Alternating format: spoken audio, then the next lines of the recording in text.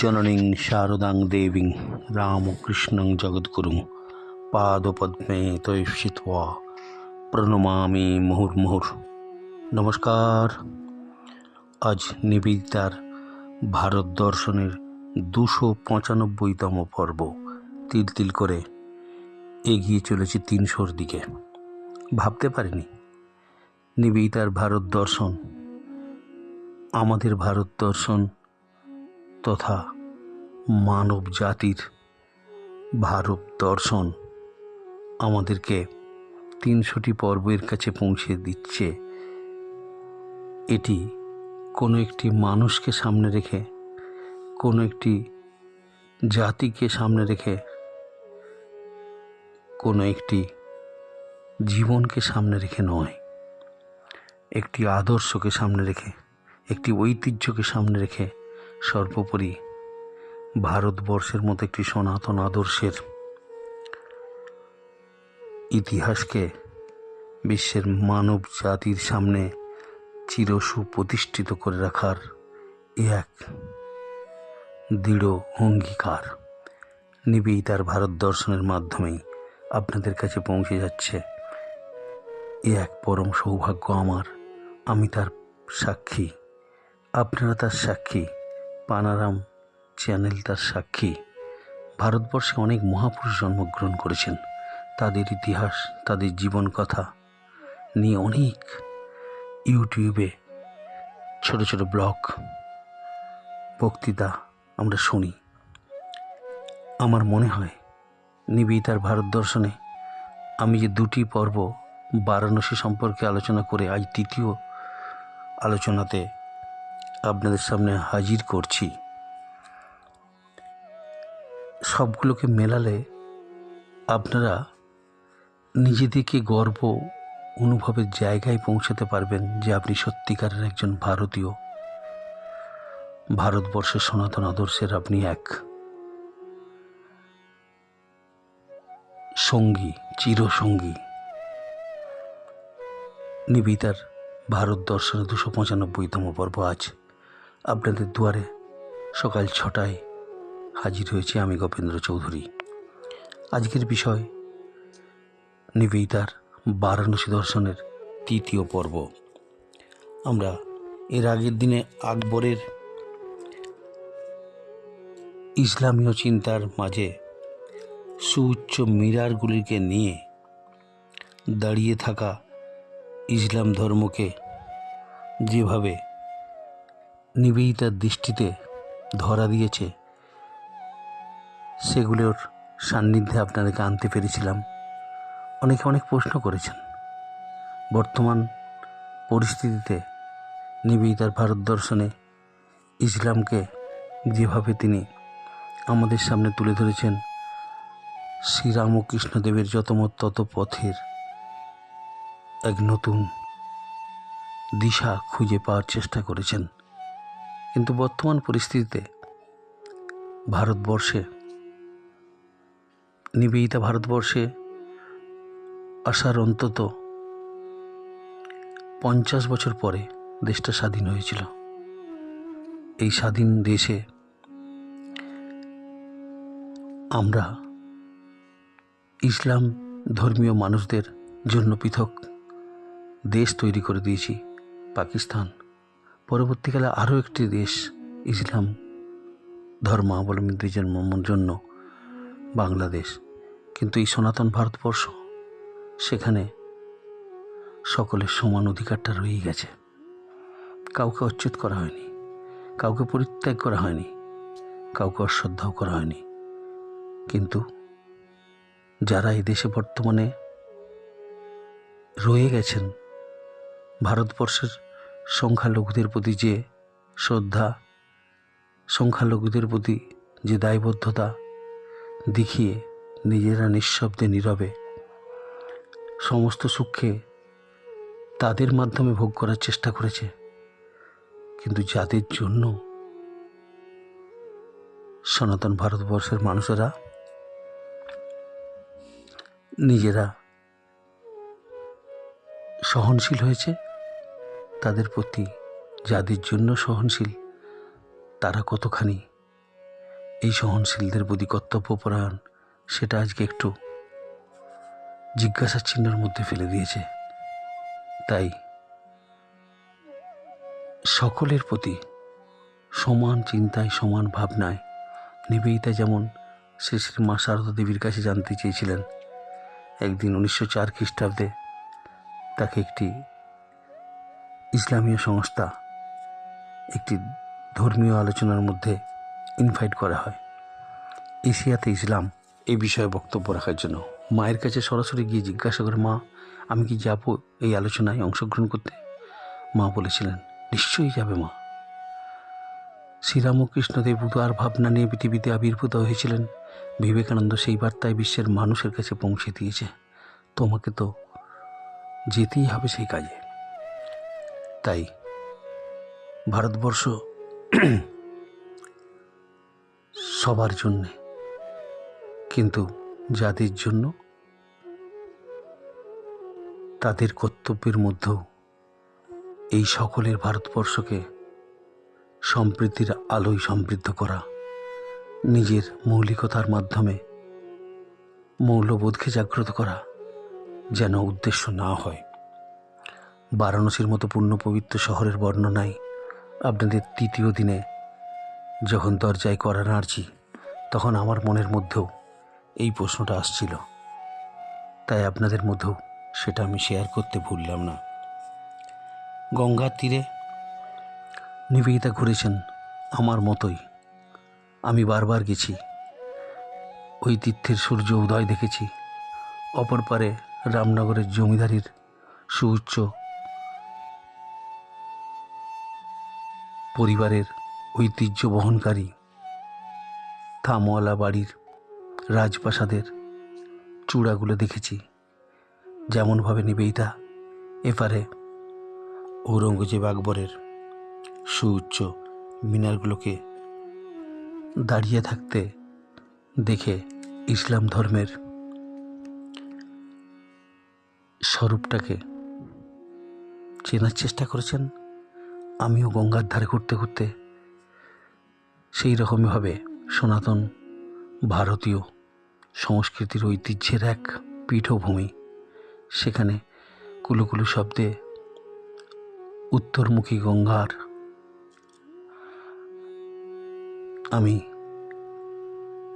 যে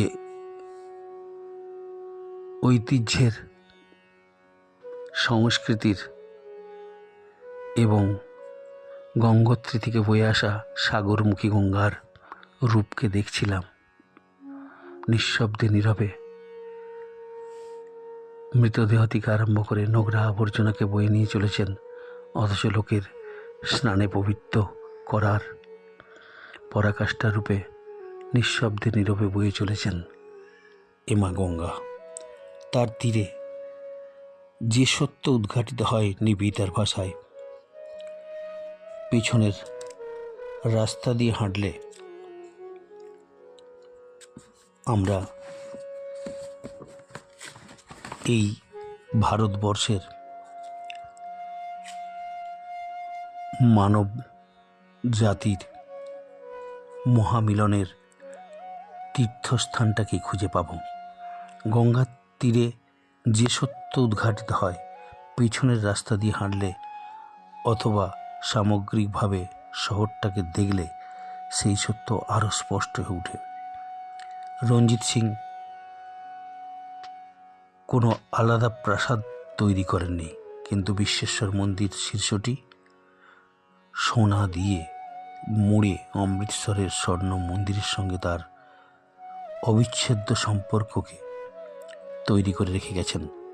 বাংলার জমিদার, পাঞ্জাবের সর্দার, রাজপুতনার অভিজাত সবাই যেন পাল্লা দিয়ে মন্দির, দেবস্থান, দানছত্র এবং জনকল্যাণকর নির্মাণের পঞ্চকোষ অঞ্চলটিকে ভরে দিয়েছেন। শিল্পের দিকে তাকালেও দেখব বারাণসীর নিজস্ব সূক্ষ্ম বায়ন শিল্প সম্ভার ছাড়াও আরও অনেক কিছু এখানে মাদ্রাজ ও দক্ষিণাত্যের শাড়ি বিক্রি হচ্ছে। বিশ্বনাথ বাজারে পাওয়া যাবে পাঞ্জাবের দারু শিল্প সামগ্রী। নাসিক, তিরুপতিপল্লী ও নেপাত সীমান্তের পিতলের কাজ। গয়া, জব্বলপুর ও আগ্রার পাথরের তৈজসপত্র, নর্মদার শিবলিঙ্গ, গোমতী ও নেপালের শালগ্রাম শিলাও দেশের অন্যান্য জায়গার তুলনায় এখানেই ভালো। রাস্তার ধারে যে কোনো প্রদেশের খাবার মিলবে। সব অঞ্চলের ভাষাও শোনা যাবে এই শহরের চৌহদ্দির মধ্যে। নিবেদিতার দৃষ্টিতে এগুলো সঠিকভাবে ধরা দিয়েছে বলেই তিনি সেগুলিকে এইভাবে লিপিবদ্ধ করেছেন এবং তার বাণী রচনা সংকলনে এগুলির সন্ধান আমরা পাই। আগেই বলেছি, ধর্ম ও আচার সংক্রান্ত যে সকল প্রশ্নের চূড়ান্ত সিদ্ধান্তের জন্য সব অঞ্চলই নির্ভর করে বারাণসীর উপরে, বিশ্বনাথ মন্দিরে ভোগ নিবেদন করা হয়েছে। এই খবরটি তার বার্তায় এসে পৌঁছালে তবেই গোয়ালিয়র রাজবাড়িতে দ্বীপ পাহাড়ি খাওয়া শুরু হয়। দেশের অন্যান্য অঞ্চলেও যেসব প্রাচীন শিল্প লোপ পেতে বসেছে, এখানে বহুকাল সেই সব টিকে থাকে। হঠাৎ তাদের খোঁজও মিলতে পারে। গঙ্গার ঘাটে ঘাটে বসে একালের ব্যাসদেবরা রামায়ণ মহাভারতের উপাখ্যানের প্রামাণ্য ব্যাখ্যা দিয়ে কত কথা করে চলেছেন, কত কথা শুনিয়ে চলেছেন। আনুষ্ঠানিক ভোজসভায় খাবারের চেয়ে বেশি গুরুত্ব দেওয়া হয় স্বাস্থ্য পাঠে। রোম সাম্রাজ্যের আমলে ধর্ম ও ধর্মনিরপেক্ষ সর্বক্ষেত্রে যে প্রবাদটি প্রচলিত হয়েছিল, সব রাস্তায় পৌঁছাবে রোমে, সেই রকমই ভারত যতদিন ভারতই থাকবে, সব রাস্তা, সব ধর্ম, সব ঐতিহাসিক বিবর্তন এবং সময়কাল আগে হোক পরে হোক আমাদের নিয়ে যাবে ওই বারাণসীতে, ওই কাশীতে। এত গুরুত্বপূর্ণ বহুমুখী তাৎপর্য যে শহর একটি মহাদেশের তীর্থের কেন্দ্রবিন্দু, সেখানে একটি শক্তিশালী কার্যকরী পৌর নিগম ব্যবস্থার বিশেষ প্রয়োজন এবং সেই প্রয়োজন যে মেটানো হয়েছে শহরের বিকাশের সঙ্গে সঙ্গে, তার আমরা সন্ধান বিভিন্ন দিক দিয়ে বিভিন্ন ক্ষেত্রে দেখতে পাই। মধ্যযুগের ইউরোপে কোনো শহরেই এরকম স্বয়ংভরতার নজির নেই। খ্যাতনামা ইউরোপীয় সমাজতত্ত্ববিদ ক্রপেটকিনের মতে মধ্যযুগীয় শহরগুলি যেন দুটি পৃথক দুটি মৈত্রীবন্ধ হয়ে রয়েছে। এই মৈত্রীবদ্ধ দুটি জুটি হয়েছে। একটি হলো রাস্তা, পাড়া, জেলা প্রভৃতিকে দিয়ে পারিবারিক জোট, আর অন্যটি হচ্ছে পেশানুযায়ী ব্যক্তিকেন্দ্রিক ব্যবসায়ী জোট। প্রথমটির উৎপত্তি গ্রামীণ সম্প্রদায় থেকে, অন্যটি পরে প্রয়োজন অনুসারে পর্যায়ক্রমে গড়ে উঠেছে। প্রণিধানযোগ্য এই উক্তিটি এখানেও প্রযোজ্য হবে। তবে শ্রমিকদের জন্য শহর গড়ে ওঠে এই ইউরোপীয় ধারণার পরিবর্তে এখানে ভারতীয় ভাবে ধর্ম ও বিদ্যাচর্চাকে আনতে হবে। শ্রমিকদের উপস্থিতিকে এখানে অস্বীকার করা যাবে না। ঠিকই বিগত 3000 বছরে তা অনেক বৃদ্ধিও পেয়েছে। তবে কোনো সময়ে নগর বা নগরীর বিকাশে তারা প্রথমে বা একমাত্র প্রধান কারণ তারা হয়নি। এখানে জোটবদ্ধতায় সক্রিয় ভূমিকা উচ্চতর ভাবের ব্রাহ্মণ ও পণ্ডিত, মঠ সন্ন্যাসী ও কাব্যকার পেশার ভিত্তিতে এরা জোট বাঁধেনি। জাতি, ধর্ম, সংস্কার এবং ধর্মের অদৃশ্য বন্ধনে এরা আবদ্ধ। সংক্ষেপে বলা যায় যে হিন্দু ধর্মই সেই বন্ধনী। এখানে কারিগর হিন্দু ধর্মকে টেনে নিয়ে যায়নি, হিন্দু ধর্মই কারিগরকে সঙ্গে নিয়ে চলেছে। তাতেই বারাণসী হয়েছে। বিদেশি প্রভাব এখানে ভারতের ধর্মবিশ্বাসকে ব্যাহত করতে কখনো পারেনি, পারবেও না হয়তো ভবিষ্যতে। সমগ্র জাতির বিপুল সহযোগিতা যে দাবি করতে পারে, এটাই এই শহরের মনোরম বিশেষত্ব। এই কৃতিত্ব কম কথা নয়। ভারতীয় প্রতিভা এই শহরের স্রষ্টা। শিবের শহরেই প্রতিভার যথার্থ নিরূপণ হতে পারে। ক্রোফেটগিরির ব্যাখ্যায় প্রথমটিতে বারাণসীর বৈশিষ্ট্য যেন বিশদভাবে তুলে ধরা হয়েছে। শহরটি প্রধানত তীর্থকেন্দ্র, সুতরাং এখানে বসবাসকারীদের নিজেদের সুরক্ষার জন্য সংগঠন আবশ্যিক ছিল। অন্যান্য শহরের তুলনায় এখানকার প্রতিরক্ষা ব্যবস্থা অনেক বেশি জরুরি। পরিচ্ছন্নতা রক্ষা, রোগী পরিবহন, চিকিৎসা পরিষেবা, ভবঘুরে বিতরণ প্রভৃতি কিভাবে হতো। মধ্যযুগের এই সব নামকরণ না থাকলেও তাদের অস্তিত্ব তো ছিলই। উপযুক্ত ব্যবস্থারও প্রয়োজন ছিল। পাড়া বা তল্লাটের প্রতিবেশীগণ নিজস্ব প্রতিষ্ঠান তৈরি করত এবং অল্পোচ্চ চওড়া সিঁড়ির ধাপের শেষে তোরণ দিয়ে এক একটি পল্লী ও ছোট ছোট গলিতে বারাণসীর প্রধান রাস্তাগুলি খণ্ডিত হয়েছে। মাত্র 30-40 বছর আগেই হয়তো এদের নিজস্ব প্রহরী বা দ্বাররক্ষী ছিল, যারা রাতে ও সকালে নির্দিষ্ট সময়ে দরজা বন্ধ করত বা খুলত। অনেক জায়গায় সেই বিশাল আকারের তোরণ আর নেই, তবে সেখানকার থাম, কবজা, আংঠা প্রভৃতি সেই পুরনো দিনের সাক্ষ্য এখনও বহন করছে। কোথাও কোথাও তোরণের পাল্লা রয়ে গেছে, দেয়ালে ঠেস দিয়ে তারা স্তব্ধ হয়ে দাঁড়িয়ে থাকে। সেখান দিয়ে যাওয়ার সময়ে অলস মনে প্রশ্ন জাগে, কবে একে শেষবার বন্ধ করা হয়েছিল। জানি না, সেটা হয়তো এ বাড়ির বর্তমান মানুষেরাও বলতে পারবে না। বড় বাড়িগুলোর প্রবেশপথ হিন্দুদের তৈরি বারাণসীর শৃঙ্খলা ও পরিচ্ছন্নতার নীরব সাক্ষী। অন্ধকার নামার পর একটা নির্দিষ্ট সময়ে বাড়িতে ঢোকার পথ বন্ধ করে ধনী পরিবারগুলির নিউরকর্ম ও পারির মতোই পরিকল্পিতভাবে নিজ নিজ গৃহের পরিচ্ছন্নতা ও বাইরের হাঙ্গামাযুক্ত থাকার ব্যবস্থা করেছিল। নিজের বাড়ির পয়ঃপ্রণালীর সঙ্গে শহরের নিকাশন ব্যবস্থার সংযুক্তিকরণ ছিল গৃহস্থের দায়িত্ব। যেমনটি ছিল প্রাচীন পাটলিপুত্রে। নিজ নিজ এলাকার সব রকম অসুবিধার উপশম করা এবং শহর পরিচালনার প্রয়োজনীয় খরচার নির্দিষ্ট পরিমাণ অনুদানের দায়িত্বও তারা বহন করতেন।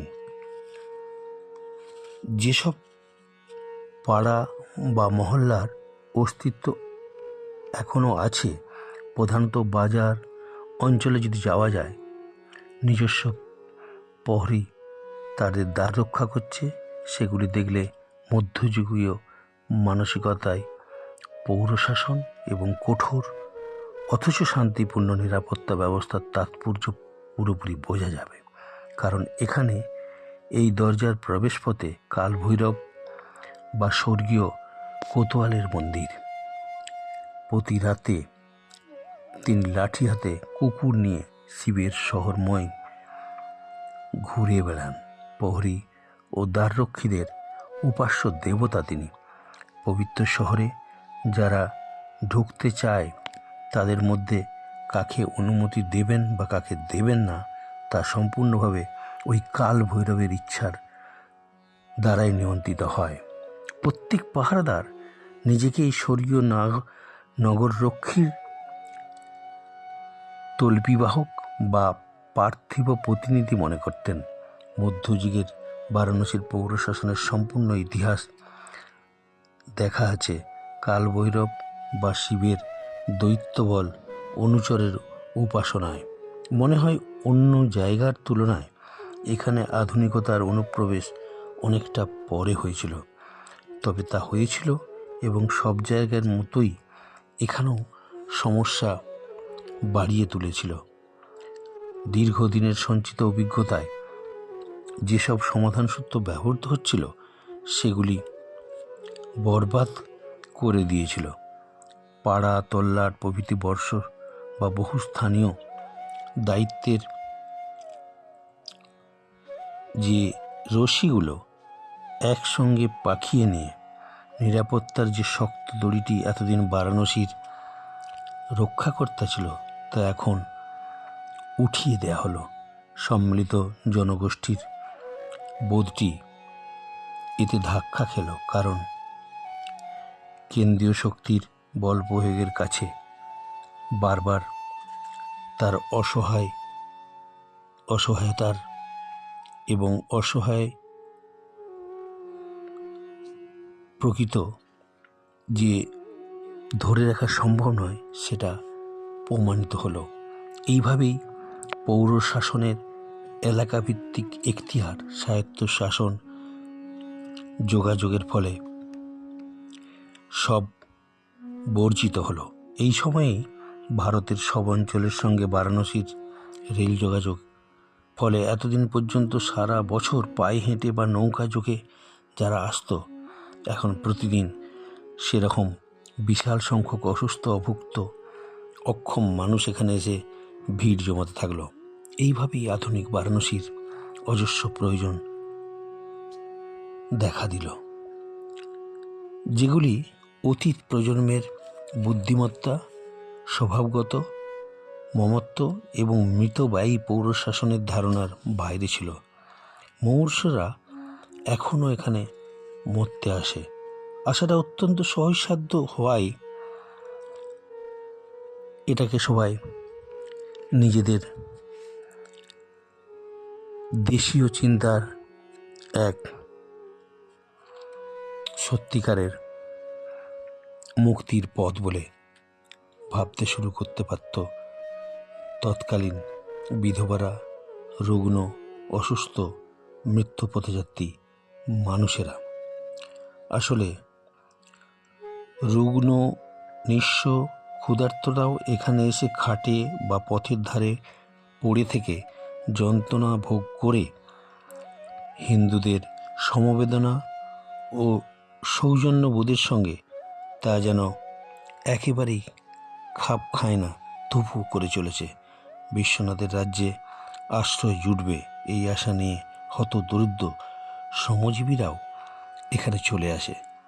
আগেকার দিনে যখন বারাণসী ধনাঢ্য রাজধানী শহর ছিল, তখনও এরা আসতো। আর যে পাড়ায় নিজেদের জেলার শহরে বড় লোকদের বাড়ি ছিল, সেইখানেই তারা উঠত। আর তাদের সহায়তায় আজ হোক কাল হোক কাজ পেয়ে যেত। কিন্তু এখন তারা এসে পড়ে অপরিচিতদের মধ্যে তারা কেমন একটা বিব্রত বোধ করে। মন্দিরের ঘণ্টার ঢন্টায় শুধু তাদের চেনা, পুরোহিত, পূজারী, পূজার্থী সবই অচেনা। তারা বুঝতে পারে যে শহরটি সুরক্ষিত হলেও তারা হতাশা থেকে পালিয়ে অন্যরকম হতাশার মধ্যে এসে পড়েছে। গরিব ছাত্র এখানে পড়তে আসে, সেখানে গুরুগৃহে বা অন্য কোনো ধনুগৃহে তার খাদ্য ও বাসস্থান জুটে যেত। এমনকি অসুস্থ হলেও পরিবারের সদস্যদের মতোই সেবা যত্নও তারা পেত। এখন তথাকথিত ছাত্রদের সংখ্যা অগুন্তি, অলস ও মনোযোগীদের সংখ্যাই বোধহয় বেশি। কারণ আকাঙ্ক্ষা এবং খুবই এখন বেড়ে যাওয়ার ফলে আবার দূরে গ্রামের বাড়ির সঙ্গে মহানগরীর বাসিন্দার মানসিক যোগসূত্রটিও স্থির হয়ে গেছে। যা হোক, অত্যন্ত আগ্রহী এবং দুস্থ ছাত্রদের অনেককে রাস্তায় বাস করতে দেখা গেছে। তারা যদি অসুস্থ হয়ে পড়ে তবে সাহায্য করার কেউ নেই, কেউ জানতেও চায় না। ছত্রগুলি সত্যি অতি চমৎকার প্রতিষ্ঠান। অপ্রত্যাশিতভাবেই তারা এই প্রাচীন শহরের সন্তান সন্ততির প্রয়োজন মেটায়। তারা ঘর বা চিকিৎসালয়ের সংস্থান করতে পারে না, কিন্তু মাঝে মাঝে তো তারও দরকার হয়। সবশেষে অভিজাত বিধবা মহিলাদের কথাটি বলতে হয়। প্রয়াত পরিজনদের জন্য প্রার্থনা জানাতে তারা বারাণসীতে আসেন। অন্যত্র যেমন, এদের ক্ষেত্রেও তেমনই। সংস্থান অতি অল্প। ইদানিং তারা বন্ধু বা স্বজন গৃহে আসতে পারেন না। বাড়ি ভাড়া করে থাকতে হয় এবং বাড়ির মালিককে ঘর ভাড়াও দিতে হয়। অনেক দিনের ভাড়া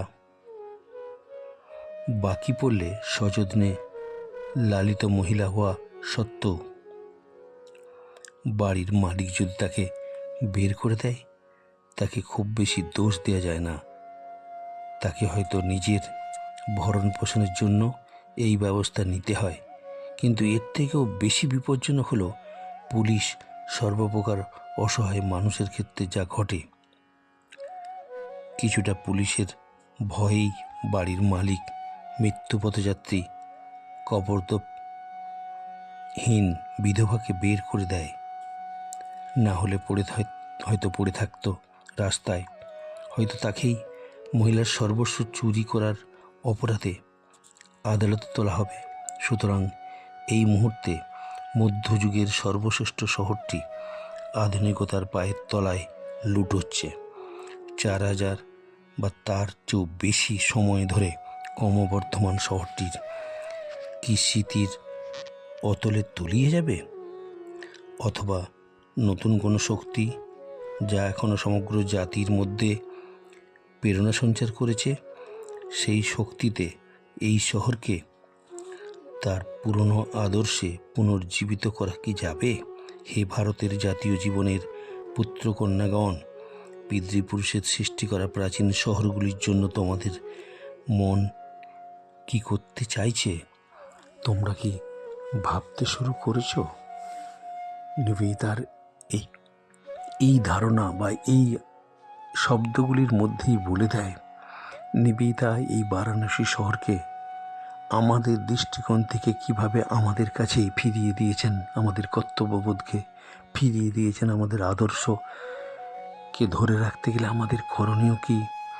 আমরা ভারতীয়ত্ব সনাতন আদর্শের গর্বিত মানুষজন, তাদের যুগ যুগ ধরে এই ভারতীয়ত্ব সনাতন আদর্শের যে রূপরেখা, তাকে কিভাবে সংরক্ষিত করেছিল আমাদের পূর্ব মানুষেরা, তাদের পথ বেয়ে বা তাদের হাত ধরে আমরা কি এই শহরকে তার আসল রহস্যে ধরে রাখতে পারবো? এটার জন্য নিবেদিতার সন্ধিহান চিন্তাটি যেন আমাদেরও ভাবায়। আমার নিবেদিতার এই আলোচনা যখন 100 বছর আগে তার দৃষ্টিকোণে যেভাবে এক ভারতীয় সন্তানের মতোই ধরা দিয়েছিল, আজকে 100 বছর পরে আমি যখন বারাণসীর অলিতে গলিতে বিশ্বনাথ মন্দিরের মধ্যে বা ওই কাল ভৈরবের মন্দিরের পাশ দিয়ে গভীর রাত শেষ হয়ে নিশুতির ভোরের আলো ফোটার আগেই অতিক্রমকালে সেই দারোয়ান, সেই রক্ষী বারাণসী শহরের কাল ভৈরবীর কথা আমার মনে বড় সংশয় জোগায়। তিনি কি আজও দেখছেন না? নিবেদিতার চিন্তার কাল ভৈরব বা ভারতবর্ষের প্রাচীন মুনি ঋষিদের সাধনার শাস্ত্র পঠিত ছাত্র সমাজের কাছে ভারতবর্ষ কি বারাণসীকে হারিয়ে যেতে দেবে? সেই বারাণসীর দশাশ্বমেধ ঘাট, গোয়ালিয়র ঘাট, রাজার ঘাট, রামঘাট, সমস্ত ঘাটগুলির সিঁড়ির এক প্রান্ত থেকে আর এক প্রান্তে হাঁটতে হাঁটতে আমার মনে হয়েছে আমি যেন ভারতবর্ষের গভীর গহরান্যের মধ্যে দিয়ে তার অবগুণ্ঠন রূপটিকে আমি দেখার জন্য অপেক্ষামান। নিবেদিতার দৃষ্টি আমার দৃষ্টি খুলে দিয়েছে। নিবেদিতার চিন্তা আমার ভাবনাকে নতুন করে ভারতীয়ত্ব বোধে জাগ্রত করেছে। কদিন ধরে বারাণসী রামকৃষ্ণ মিশনের লাকসাতে যে সেবাশ্রমটি একসময় স্বামীজির বহুরূপে সম্মুখে তোমার ছাড়ি কথা খুঁজিছে ঈশ্বর, জীবে প্রেম করে যেই জন সেই জন সেবিছে ঈশ্বর, সেই কবিতার মাঝে স্বামী অচলানন্দজি, স্বামী শুভানন্দজি এবং কেদার বাবা, চারুচন্দ্র দাস, যামিনী মজুমদারের যে ইতিহাস আজও রামকৃষ্ণ মিশন তথা সেবাশ্রমে রাখা সেই সেবা কাজকে এগিয়ে নিয়ে যাওয়ার জন্য মায়ের দেয়া সেই 10 টাকার নোটটি যেটি সুসংরক্ষিত হয়ে রয়েছে, স্বামী শিবানন্দজির দ্বারা প্রতিষ্ঠিত অদ্বৈত আশ্রম, যেখানে স্বামীজির শরীর যাওয়ার দিনটিতেই 1902 খ্রিস্টাব্দে প্রতিষ্ঠিত হয়। সেই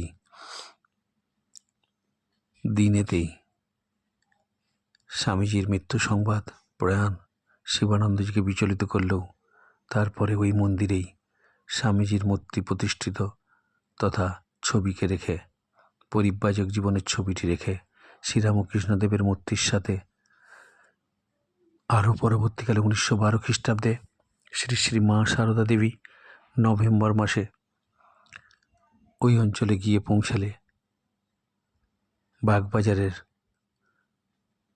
লক্ষ্মী দত্তের পরিবারের, কিরণ দত্তের পরিবারের রামকান্ত বোস স্ট্রিটের শ্রীরামকৃষ্ণ কেন্দ্রিক মা সারদা দেবী কেন্দ্রিক ভক্তবৃন্দের নতুন বাড়ি দত্ত পরিবারে উদ্ঘাটনকালে মা সেই বাড়িতে বসবাস এবং সেখান থেকে অদ্বৈত আশ্রমে রোজ যাওয়া এবং পূজার মন্দিরে শ্রীরামকৃষ্ণদেবের পাশে স্বামী বিবেকানন্দ এবং তার পাশে নিজেকেও সুপ্রতিষ্ঠিত করে রেখে এসেছিলেন, সেই ইতিহাস আজ আমাদের রামকৃষ্ণ সাম্রাজ্যের এক ঐতিহ্য বহনকারী বারাণসীর ঐতিহ্যের সাথে সমান প্রাসঙ্গিক হয়ে আমাদের ভক্ত সমাজকেও বারাণসীর ভারতীয় সনাতন আদর্শের আলোয় আলোকিত করে চলেছে এবং ভাবি কালেও করে চলবে। নিবেদিতা, বারাণসী, শ্রীরামকৃষ্ণ ভাবধারা আজ মিলেমিশে একাকার হোক, ধরা থাক, বেঁচে থাক আমাদের ভাবনা। যুগ যুগ ধরে আমরা বারাণসী প্রয়াসী হয়ে ঘুরে বেড়াবো তার সমগ্র ঘাটগুলির আনাচে কানাচে, বিশ্বনাথ দর্শন এবং কাল ভৈরবের মন্দিরের পাশাপাশি বারাণসী চির 12 মাসা হয়ে আমাদের কাছে পুরাতন তীর্থ নতুন তীর্থ রূপে সদা জাগ্রত থাক। নিবেদিতার ভারত দর্শনে 295 পর্বণে বারাণসী তৃতীয় পর্বটি আজকে শেষ করলাম। নিবেদিতার ভারত দর্শনে অন্য প্রসঙ্গের পরের দিন আপনাদের সামনে উপস্থিত হব। সকলে ভালো থাকবেন। ওং অসতো মা সদ্গময় তমসৌমা জ্যোতির্গময়। ওং শান্তি শান্তি শান্তি হরি ওং তৎসৎ। শ্রীরামকৃষ্ণার্পণমস্তু।